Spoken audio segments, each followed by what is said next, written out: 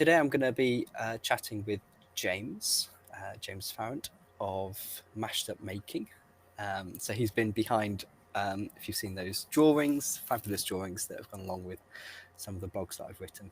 So thank you, James, for those. And yeah, we met when we were qualifying in training as counsellors. And yeah, we kind of got back together again recently, and working a bit together with the blogs. And now we thought it'd be good fun to chat around our experiences with faith. And I think we're probably going to focus on faith and see where that kind of leads, going outwards afterwards. Yeah. So James, do you want to talk about yourself a little bit at all? Yeah, I can do. Just a brief introduction. I live in Plymouth. I sort of, I suppose, from a faith point of view, I would say I came to faith in 2009. Had an experience of what I would define, I would call the divine, or sort of a. I suppose in Christianese it would be like a road to Damascus experience, where I was sat chatting to a friend, and I think it must have been in response to something they said. I had a real sensation of there being something more and something bigger and something else, something other that was there in the room with us, and that it was very, very benevolent and very, very real, and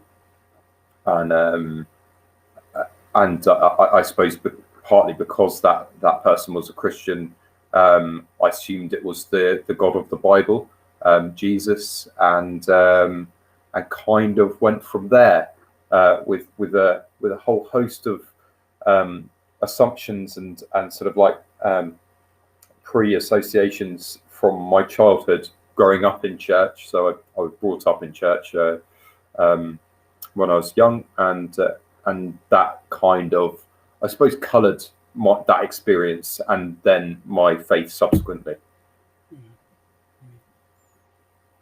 Thank you, James. It sounds like I guess we're going to be wrestling with this tension. I feel like I'm going to be wrestling with this tension so I've come from a Christian background as well, and a lot of my experiences have been framed in kind of Christian ways, and I think there's there's a bit of me that's worried, I think, as we talk about this, of how's this going to be taken by maybe different groups, the those that call themselves non-religious, do they think we're just weird and we'll be preaching at them, or caught up in this sort of weird game, and then those that align more closely maybe with Christianity or religion, and I think and what will they think about what we're saying? Are we going to be kosher? Are we going to be a bit heretical? What do we fall into, if any? And that's really, really good way. What category are these guys? Yeah. And we like categories, don't we? I think so. they make us feel safe, and I think we work by categories a lot. But I think maybe for both of us, certainly for me, I'm in a place of exploring is maybe the word, or questioning is maybe the word, but also really cherishing my Christian beliefs still, while looking at them maybe from a different perspective, a bit more distance.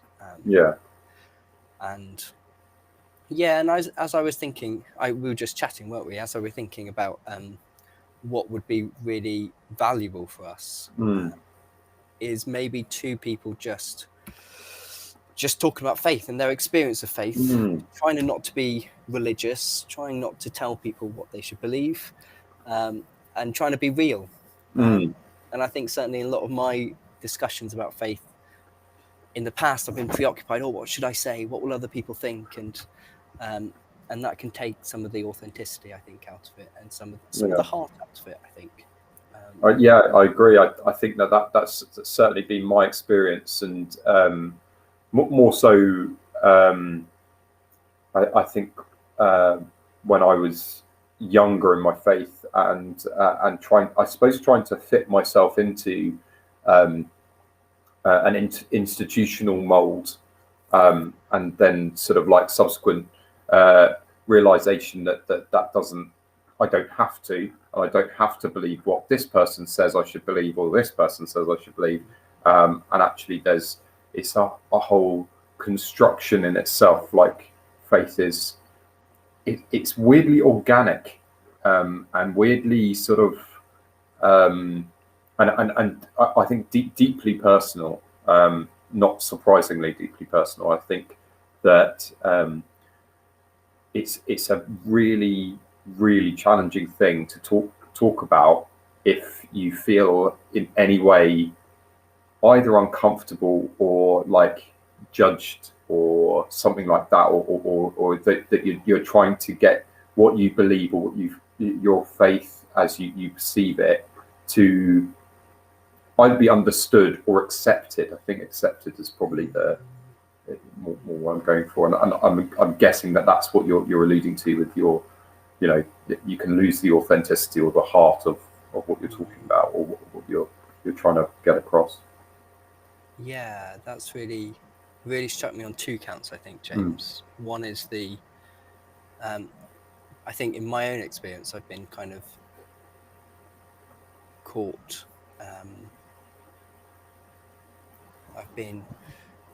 I found it very difficult to talk about my faith, particularly, like I was brought up in quite a small Christian community, but then in my school I was not in that community, and there was a big part of my identity I found very difficult to actually explain and talk about, especially as a big part of that was that the people around me were going to hell, and how do you talk about that, and that, and also that it was so and also I think in that Christian community that it was difficult to really get to the depths of that experience and feel free to wrestle with what that experience without jumping to what it should be and kind of putting a religious phrasing on it, of, I don't know, that I'm doubting, or that I'm that I don't know, that that I'm wrestling with my sin or something. That it's very quick, and it really struck me when you were saying that, oh, would we be understood and would we be accepted if we really talk about what's our own experience, that deep personal experience of our faith and of anything that's deeply personal, I guess.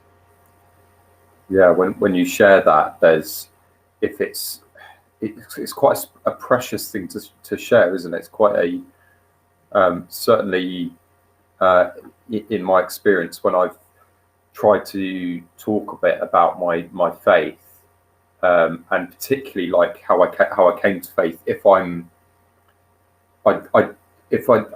like kind of get a sense in myself, if I'm feeling a little bit uncomfortable or not completely at ease with sharing it, I'll very much skim the surface, and I'll just go, oh, okay, I won't share it completely now. And then there'll be other times where I feel really at ease, or like it just feels like the right time to share it with somebody, or like a really safe space, I suppose, to share. And then it feels like it's okay. I suppose for me, it's such like a central part of my being. It's reminding me of the Russian dolls that we used. It's like that very central Russian doll. The middle of those dolls is just a single entity, and that's what my faith feels like. It's at the very core of myself. It's very small, but it's the heart of things. So like, and it feels quite vulnerable, and I think it is quite vulnerable because it can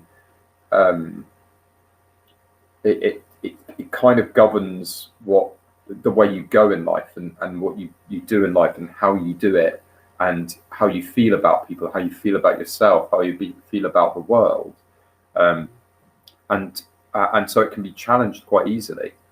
Um, but at the same time, there's a great strength to it. So yes, I don't really know where I'm going with that, but that feels like I think it feels not fragile. That's the wrong word, but delicate. It feels quite like a delicate thing that you know, and I suppose that does relate sort of to Christian notions of Holy Spirit, and Holy Spirit being like a dove and coming, and there has to be peace and stillness for a dove to alight, and so if there's any sort of sense of danger, then it won't come. You won't be able to sense it. Not that it's not there, but it it just won't alight, won't land. Yeah. I guess that's probably the easiest way for me to describe that. Yeah, like something very, very, very susceptible to any danger. Yeah, I think so. Like it's, and I wonder if that's something to do with how faith has been, well, maybe how our souls have been really has faced a lot of shaming maybe in this area. And kind of, I think of my experiences at school, how I was very afraid of the shaming that could happen if I really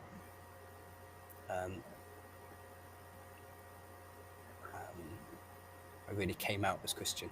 Yeah.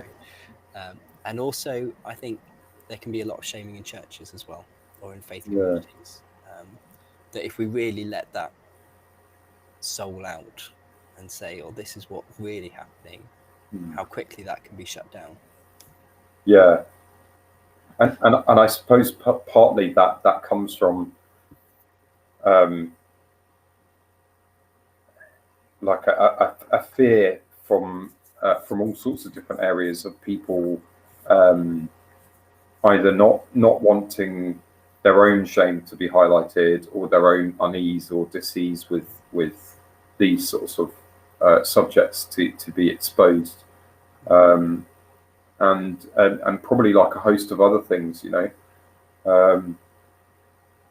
yeah, it is a really challenging subject to talk openly and candidly about, in a way that you can get your point across, and it be I I suppose like a really something I noticed fairly early on, after I had my faith experience, was or like that sort of awakening, if you like, was that words aren't quite sufficient to get across what we mean when we're talking about faith. That there aren't. We can be as eloquent as the most eloquent person in the world, and we'd still just not quite be able to pinpoint what we mean, or grasp that essence of what faith is all about. I think that's partly why I really like to read C.S. Lewis's works. He gets the closest, I think, of anybody who I've read. In part, obviously there are elements that I don't necessarily agree with here and there, but it's still the most accurate, or the most similar.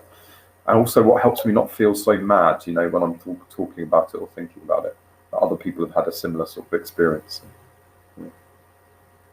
Yeah, that's a good point. I think that because it's hidden so much, we can wonder, is it just me, or is Yeah. it, is it, and it's really really encouraging, I think, when you realize somebody else has this shared experience on something so profound and so deep. I'm also conscious, kind of remembering that you were talking about the strength of faith. It was like this small thing, but it also had strength.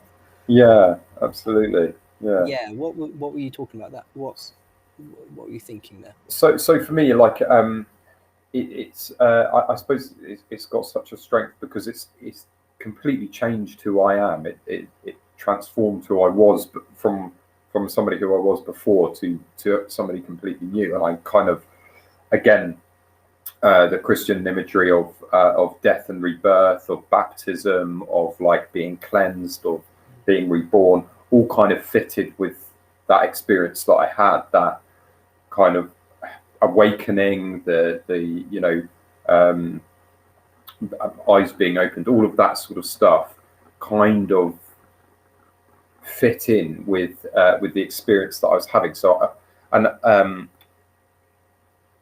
it I suppose so. The strength element there comes from that it's incredibly powerful. It's transformed and moved with me and changed with me, and yeah, as I say, there's that organic element where it's not. My faith isn't static. It's not fixed, and it's not dependent on anything else except for my perception of God. Of God, I'm gonna go there. Weirdly, on a conversation about faith. So yeah, 17 minutes in, and we I know. There we go. Drop the G bomb. So yeah, it's my because it's dependent on God rather than on me or how I feel or anything like that, or where I am or who I'm with or anything. There's like a real strength to it. There's a real solidity to it. That means that I don't, like a lot of things like worrying and being depressed and so on, things that still happen to me now, but don't have nearly the impact that they used to. They don't have nearly the ability to crush me or destroy me as they did before I had my experience. So for like the first 23 years, 22, 23 years of my life, I was just very, very low, very, very down, really hopeless and despairing in a lot of ways. And then to have like that turn around, like a complete switch. Yeah, I think that's where the strength comes from, where that power is. Yeah, and just like, I think one of the things that I really relate to my faith is the knowledge that everything's going to be all right. That I don't, that even I, obviously we're in the midst of a pandemic, and I still think, do you know what, it is going to be okay. Whether that's by us creating a vaccine, I know that's most of the way there. Whether it's like through adapting the way we're living, which again we're doing, or things just changing dramatically. It's still life is going to be okay. We're going to be okay. Even if we all died, I'd still believe things are going to be okay, because I think part of it is that reassurance that we're not tied to the mortal realm. We're not limited to just our physical bodies and our minds. That there is something else. There's something a bit more, and there's something that and maybe that even spreads further. And there's something a bit more to life and the planet and the world around us as well. That's not limited to just what we can see, hear, feel, and touch. I'm reminded of, there's a quote from from Julian of Norwich. Have you come across Julian of Norwich? Yeah, that's the one. The anchoress. Yeah. That all will be well. and all shall be well, and all manner of things will be well. That's it. Yeah, it really, really sticks with me, that quote. I think, as far as I know, she wrote a huge amount, and that's the only thing that I know that she wrote. Yeah. There's still nugget, but do you know what? It's like 1340 something, so she's doing well if that's right, and I know that. Yeah. We know that. So yeah, absolutely. That's what I had in mind when I was saying that. Right. It's funny. Yeah. I think it's kind of feels like that link, that awareness of something more solid than what we can see, or what we're experiencing at the moment, that there's something maybe bigger or solider, or Even more real. Yeah. More real. Yeah. Another reality somehow. And I think that's why I find it incredibly challenging to talk about. Particularly, I have one particular friend who's like very staunch atheist, and trying to talk about anything faith related with them is really challenging. I love it. I love trying. I love, like, just sort of not trying to persuade in any way, because I don't think it's possible to persuade. Because again, I just going on my own experience, I believe that there was a God. I believe that God did exist, but wasn't this deeply intimate, deeply personal, indwelling being that knew me and loved me and liked me, but some sort of distant man in the sky with a beard. I don't believe that anymore.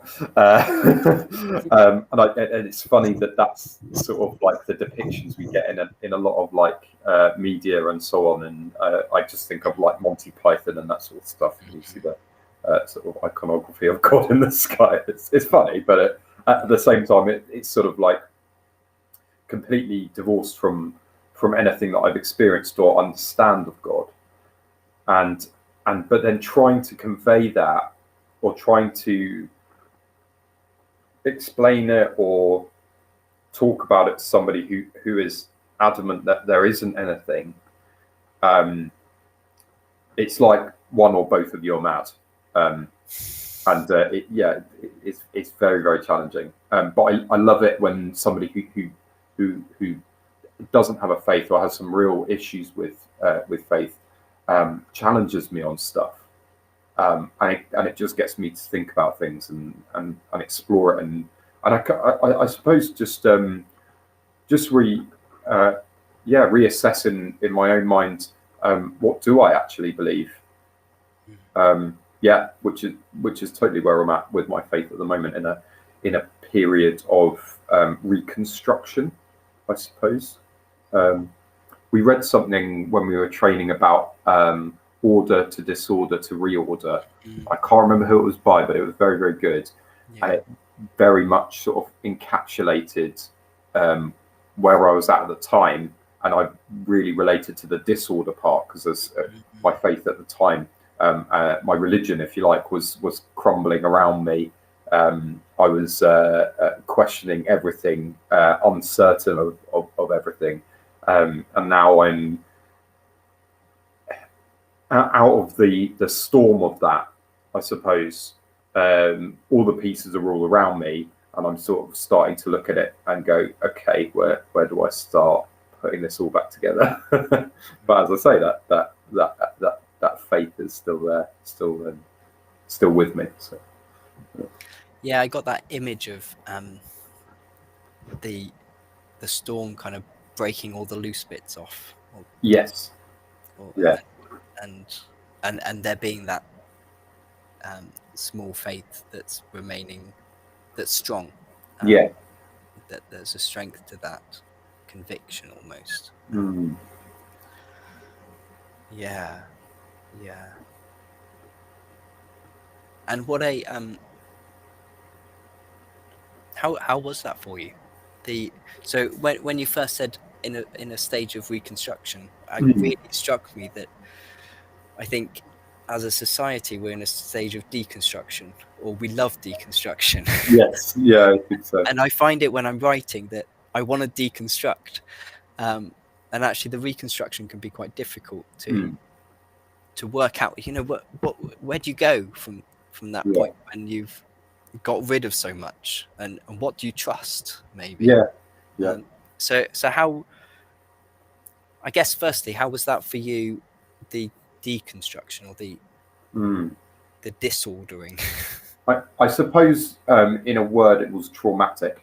I think that a lot of what I built up around me and sort of around my faith was an idea and a pattern that kind of fit and had come from other people. So it was kind of like a bit of a Frankenstein's monster of a faith, where I'd gone, oh, I quite like that, so like that sort of fits somewhere on here, and oh, that idea is brilliant, so let's keep that, stick that one on top. So it was this big monstrosity, and then but it becomes very unstable, and a lot of these ideas either clash with each other or don't quite fit. And then in amongst all of that, you've got the Bible and Scripture and doctrine and tradition.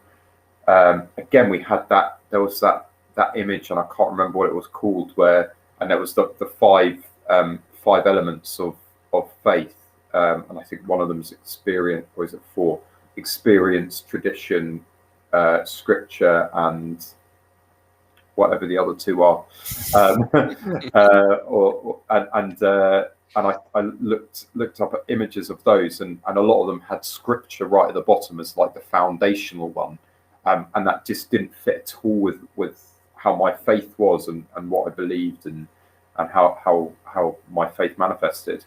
So, and coupled with the fact that I'd seen the Bible being used so badly or so damagingly, either deliberately or not, that it'd been used in both ways, to harm people and hurt people or oppress people. And I know that obviously does still happen. And so I think the deconstruction phase came through not so much it like an occurrence. It was like just a realization that, hang on a sec, I need to sweep this all away. And it was through like traumatic or of the observation of traumatic things happening to those around me, and to myself as well, that I thought, hang on, I can't keep any of this. I need to knock it all down and start again. And I suppose the place I find myself in is a little bit like with a piece of IKEA furniture, but no instructions, and maybe no Allen key. So we'll see where we get to. But and maybe not all of the parts just yet. So it's sort of like a knowledge that it's actually okay deconstructed. That I'm like quite content in this place, and I think that's part of what the deconstruction was all about, or maybe what I've learned through it is acceptance. Has been a bit of a word that has cropped up a few times for me at various points, even before I went through that deconstruction phase. Just acceptance, and acceptance in all of its forms: acceptance of where I am, acceptance of where other people are, and acceptance of what is going on. Just and there's a huge amount of peace in that, a huge amount of like. I suppose a sense of, in spite of all of the chaos, there's the calm is within, that peace is within you. Yeah, that was a weird answer to that question. No, I loved it. So much in it, James, and I really felt my whole body kind of relax into that when you said acceptance. Like it just felt that we hit another kind of sturdy bit. Yes, yeah, it's totally connected to the faith. The acceptance. It's totally like I suppose what my faith is saying. It's like just accept it. Yeah, absolutely. It's a very and I think for me, I've still got this real hope that that's what the Christian gospel is all about. Yeah. But I hope how that all fits in my head isn't there yet. But underneath, there's this it's got to be about acceptance. It's got to be about that. Yeah.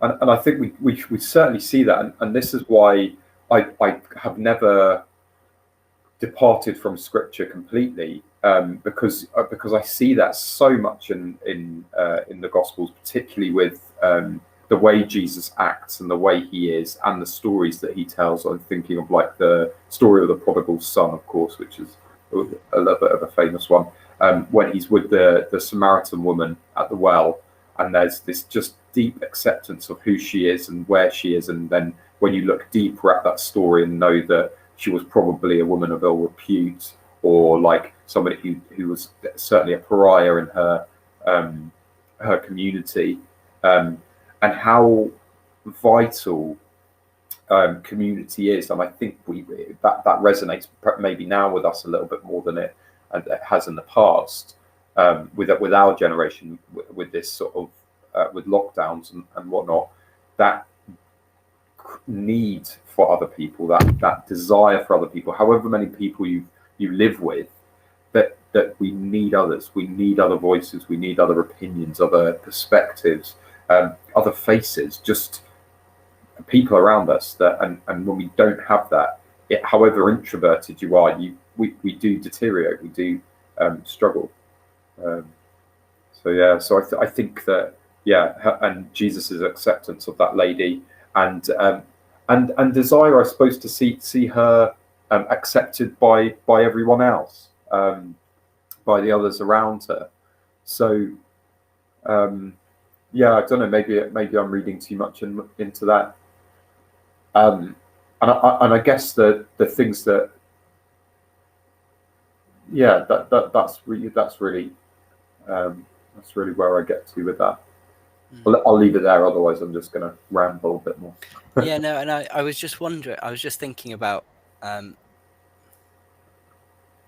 how much deconstructing Jesus does in that episode, in that conversation with the woman, and it's just like every action he takes in that. So just initiating the conversation is doing violence to some social rule of rejection. Yeah. And he's just like, I'm slicing it in two. And then when she tries to put distance between them, that you're a man and I'm a woman, you're a Jew, I'm a Samaritan, and he just slices it in two. And it's just like the deconstruction that Jesus does. Kind of that linking to maybe your own deconstruction, and I'm linking it to my own story as well of something about that faith, or that voice inside us kind of slicing through those social those things we've learned that reject things, or separate us from people, or parts of ourselves. It's funny, isn't it? That's a really good good phrase, that slicing through, but it's slicing through the things that separate. So that's I love that. That's really cool. It is interesting, isn't it? And I don't know where I came across this, and it's probably founded on absolutely nothing, or something I heard in a sermon, which is of dubious origin, that sin and separation are the same, that sin is another word for separation, and I have absolutely no idea where that's, and I've looked it up since then. Is sin separation, or what's the meaning behind the word sin? And it and yet for me, like, it really does resonate. that really fits with what I see in the world, what I see around me, what I know of myself, and when I'm separate, when I separate myself from people, it's not a good thing, even though I think it's a good thing and that sort of thing. Yeah, I like that. So what about yourself, Tom? Where are you with construction, deconstruction, reconstruction? Yeah, I loved what you were saying about the IKEA being in IKEA pieces, IKEA furniture being in pieces, and that being Yeah, okay. yeah, And I think I think I think I resonate with that. mm, And it's been good. I think for me, my whole upbringing, a lot of my life was centered around church. There was a mm, lot of time spent there. There was a lot of I considered myself a Christian. I considered myself all these things, um, and um, and I think what happened. I think again during our course, there were a few things that happened at the same sort of time. mm, So we were at a church that a lot of me was very proud of, very happy in. It fitted mm, where where maybe what I thought my family liked or things and mm, all that background. It was very much a good church to be, and we struggled in it. We really struggled, and there was a lot of confusion as a result of that. We mm, ended up going to a different church, one that was quite different. That a few years before, or 10 years before, I would have looked down on, I think. mm, But it really fitted where we were at. So that was happening. And then at the same time, I had a really meaningful conversation with a family member. mm, And they were in in a different denomination. Now, you have to keep in mind that where I came from, we were very proud of being our denomination, and mm. there was a edge to that of everybody else is wrong, Yeah. and and and even deceived or going Yeah. astray. Hmm. That undertone of sin or of Yeah. something devilish happening almost, Mm. and certainly of us being the ones who held the truth, Yeah. which was yeah, it had a fervor to it, which I appreciate, and I think I took on. But yeah, there was certainly a shadow side to Mm. that. So yeah, I had this conversation, and this family member, yeah, just told me. So yeah, we knew she was coming to the end of her life, and so she told me, and I'd not been in touch, and I got in touch, and we had one conversation together, and she was telling me, and it just came out of the blue. I wasn't going there knowing what this conversation was going to be like, Mm. what we're going to talk about, and she just told me her story, her spiritual story, Mm. and she'd been part of a different denomination and had been part of was a leader in that and had run a lot, and for her it was all about love. And then I went to her funeral, and I saw the masses of people that she'd reached, and it was all for her about love. And Mm. I can't remember the hymn now, but one of the hymns, it was written by a now the names are going to leave me, aren't they? Written by a Quaker. Okay. Yeah. Yeah. Quaker. And it was all, and the hymn was just distilling that sense that God resides within you, that Ah. the mountain that you climb is your soul almost. Yeah. Maybe Dear Lord and Jesus for all mankind, but I can't Yeah. quite remember it. And that just really struck. It just kind of fractured, I guess. Those Mm. experiences fractured the walls that I'd built in or the pedestal that I put myself on, maybe. Yeah. And then I don't remember. I don't know if you remember, but we all told our spiritual stories. We had time. Yeah, I remember that in the evening. Yeah. We shared them, and again, that did more fracturing and more, and it just kind of opening me up to, I guess what you're saying with acceptance of everybody, like how much I was sharing with so many other people of very different, of what, different backgrounds and within that religious frame, and then again it opened me up to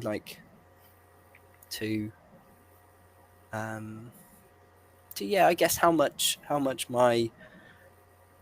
how I'd ingested my upbringing and my Christianity was putting myself on a pedestal and was building walls around everybody else, or to stop everybody else, and keeping them out, or be kind of an us and them sort of thing. So again, I think I've been on a journey of deconstruction, but I think for me, a lot of deconstruction also happened when I started studying philosophy, and I think that opened me up to, actually, I can't prove this faith. It's impossible not to, right? Yeah. And actually there were good reasons to have questions about it, and that, I mean, that was a horrid time for me, because my whole identity was in it, and was I saved or was I not, was I doubting, like that was spiraling, and brought me again to faith. I think brought me again to something core within me of what I call faith. And so I think that's what I returned to, and that's what I trusted in. It's what I trust in a bit more now, I think. And then I'm in a point now where, with lockdown and with moving recently, I'm not in a church. So, and I think that's given me space away to kind of look at things afresh and separate myself. And so, yeah, the answer is I don't know where I am exactly, but I'm happy here. Yeah. Oh, good. Yeah.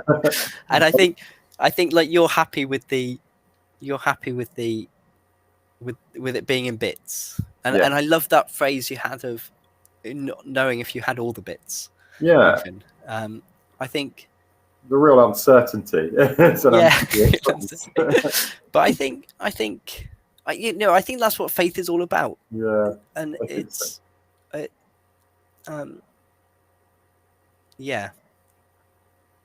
so I guess that's where I'm at, while still really cherishing my Christian heritage and the Christian tradition. I find I'm a lot more, I'm looking out for where those pedestals are, where those walls are, and I'm trying to open myself out too. And I like that, and I like living in the questions. I don't like the neat solutions anymore that marry two things together. I like the tensions, and I like the paradoxes, and I think that's maybe it's a place of humility that I want to place myself into, and a place of acceptance, while also a place of belief in this something solid. I think I would go with something loving, and which means that all will be well, and all things will be well, and all manner of things will be well. Yeah. I really appreciate you sharing that, Tom. That's some very deep, very, very deep stuff there. That's really good. Yeah. It's I think what you're saying there about not knowing where you are on that frame, or like that sort of spectrum of deconstruction and reconstruction. For me, I have no idea. There isn't a map. there isn't, as I say, there's no instructions. And funnily enough, I wonder if it'll ever look more constructed for me. And either way, I'm quite happy. At the moment, I'm not myself part of a church.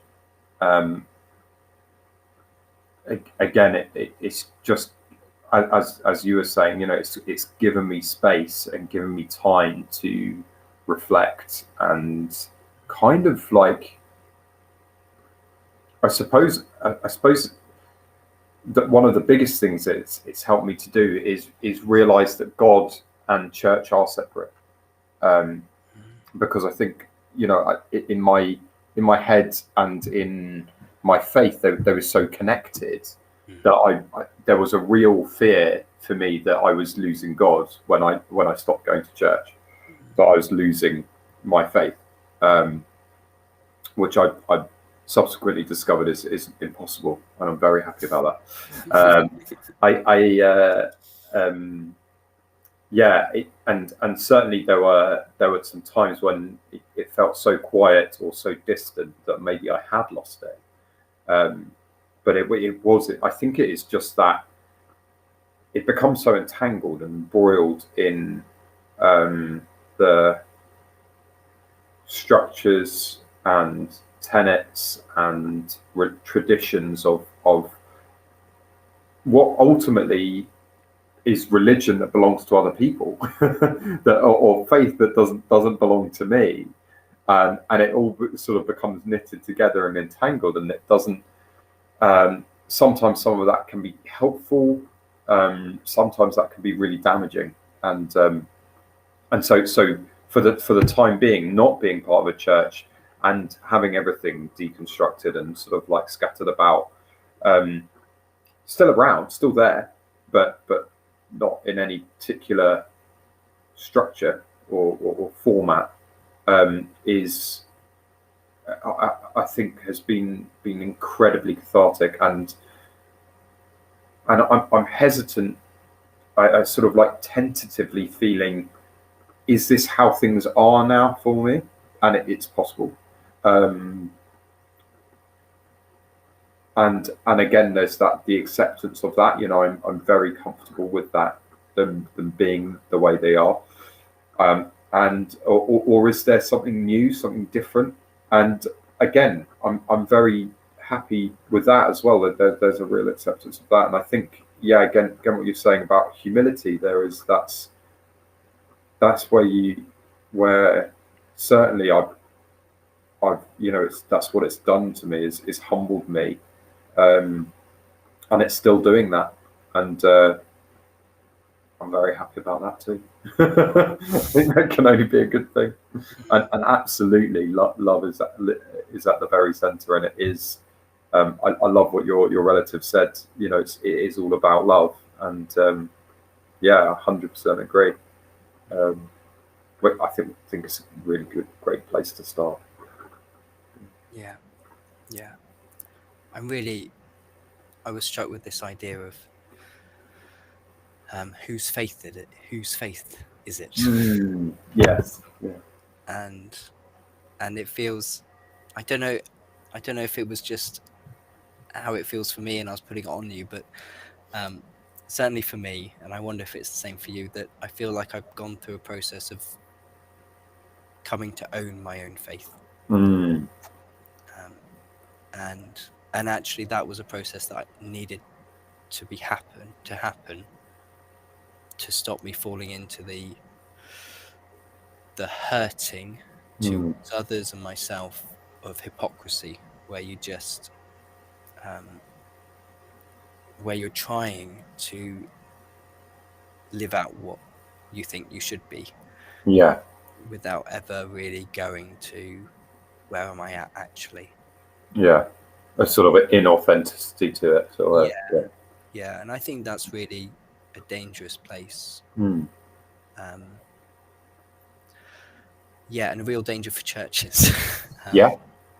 For churches, because they're communities, and in communities it's natural that you have these expectations suddenly creep in, and pecking orders and things, and what you should be if you're in this community, and it's so Yeah, the quick. way things are done and the way things always have been done. Yeah, what the boat.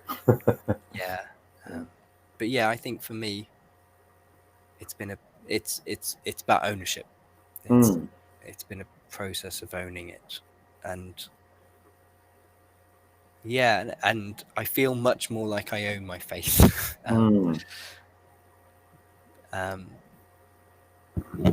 Yeah, than I did. Yeah, that is very, very powerful, and certainly like again, I'm sure it was one of the articles that we read when we were studying about how faith is a little bit like a timeline, a human's timeline. You go through like an infancy stage where all the rules are very clear cut, and then you go through a teenage stage of like rebellion and like pushing against the rules and the structures, and then you go into a maturity stage where you kind of like realize the rules are there to keep people safe, but they're not rules, they're more just guidelines. But yeah, I love that too, that sort of yeah, that kind of idea of it not being that starting in a institution isn't necessarily a bad thing. It's if you stay there that's where it can become a bit unhealthy. And certainly like the studying, it really helped me like learning about counseling and different one of the things that I loved is the systemic approach, and so like a kind of a departure from labels and categorizing and boxes and rigidity to a little bit more nebulous or open ways of looking at things and phrasing things, and so instead of like looking at success as being like a binary either it's success or it's failure, it's like a process of success. It's a process of succeeding, in the same way, I'm not I'm either the best version of myself or the worst version of myself. I'm just bettering. I'm becoming more, or becoming better, or being more myself. And I love that sort of the freedom there is with that, and that sort of because it's not just a linguistic trick. It's actually a changing the way you think. It's a changing your approach to people, to yourself, to the world, and that's been really, really beneficial. Certainly with a deconstruction of faith going on around me. I've certainly been like taken part in the wanton destruction of stuff, which has been quite nice, actually, quite cathartic. Certainly I can relate to what you were saying of a sense of feeling like we know that we're right and they're all wrong, but that it was always a little bit like it never quite sat quite right, and it was one of those things that I'd attached, and it was always a little bit rocky. It never wasn't ever screwed down properly. So it sort of like had a tendency to either topple or be or fall off completely, and especially the more I learned about other faiths and looked at things, I think again with that mindset of not looking for what was right and wrong, but like what was good and what was better, and like it being less of a binary system or a dichotomy, as more a spectrum, or even a galaxy of ideas or approaches. Yeah, and we spoke about before, didn't we? Like all good things coming from God. And again, that was another. I really should look that up. That would be the Bible, Well, I think that singular book. the guy who wrote Hebrews, Yeah, said someone somewhere wrote this. So I think we can say that as well, James. I think so. Yeah, and I mean, ultimately, the Bible's a library, isn't it? There's a whole series of books, and there's a whole bunch of books that sometimes people acknowledge, or sometimes people don't, depending on their tradition. So, it's probably been written in there. At the risk of sound like a true heretic, I've been staving that one off for a little while, but I'm acceptant of it. I think I resonate with that binary idea, and it's a way of judging, isn't it? And I think I was thinking, maybe that's needed in this kind of where we're giving rules. This is right, this is wrong, but it kind of grows to beyond itself. So, like, this is sinful and this is pure, and you are sinful or you are pure. Yeah. Usually it ends up as you are sinful, because there's always something. And they are sinful, we are pure, and it's all this, or the either rules, and and for me that goes back to humility.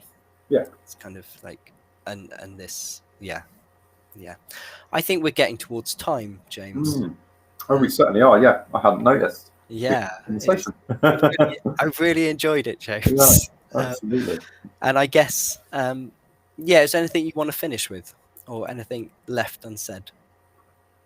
Only that for me, this is really, I find this really helpful. And again, it's something I've said to you before, that and not having like a faith community, and it's something, again, I was speaking to a friend of mine about who does have a faith, again, is going through something sort of similar, just that missing that need to express it, to talk about it. And I can feel it, it makes me feel different when I talk about it. It makes me feel closer to God. Not that I think that's possible, but it's like a sense of, actually, this is a really good, healthy thing to do. So yeah, I really appreciate it. Thank you. No, thank you. It's been great having you, and talking. And I feel the same. I think, and it kind of links back with what we said right at the start, that it's very hard to talk about these things in a place where we're not fearing shame, or we're not fearing judgment. And maybe somebody will listen and they'll feel the same. I hope so. Yeah, I hope so. Yeah. And I guess we'll try again next week, and we'll pick up on similar themes, and we'll see where we go.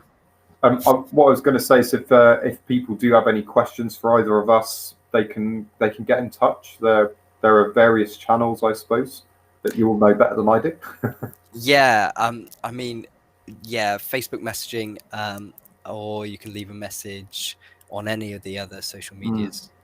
You should be able to message me privately, or just comment on it. And we could definitely pick up those next week. That would be really, really lovely to kind of bring in other experiences as well, and wrestle with maybe wider things than just two men. Exactly. I'm sure there are other experiences, right? Yeah. The Bible does say so. Great. Well, thank you very much, James. No problem, Tom. Thank you. And thanks those that are